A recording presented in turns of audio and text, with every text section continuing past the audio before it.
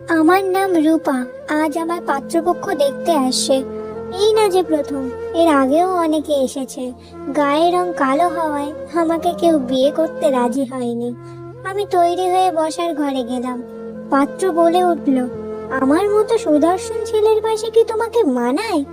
কথাগুলো শুনে সেখানে আর এক মুহূর্ত না দাঁড়িয়ে আমি চলে আসলাম। বাবা বলল, বাজারে বিষ পাওয়া যায় জানো, সেটা খেয়ে মরতে পারো না। মা বলল।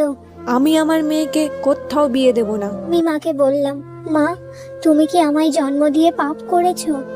মা বলল, রং ফর্সা কি কালো হবে সেটা কি আমাদের হাতে থাকে? এই সমাজে কালো মেয়েদের যে কোনো দাম নেই, কিন্তু তারা পড়াশুনো করে শিক্ষিত হয়ে যদি কোনো পজিশনে যেতে পারে তবে সমাজ তাদের দাম দেয়। আমাকে একটু সময় দাও না মা। আমি তো তোর সাথে সব সময় আছি। তুই পড়াশুনো করে এমন জায়গায় ওঠ যাতে তোর সামনে কেউ মাথা উঁচু করে দাঁড়াতে না পারে।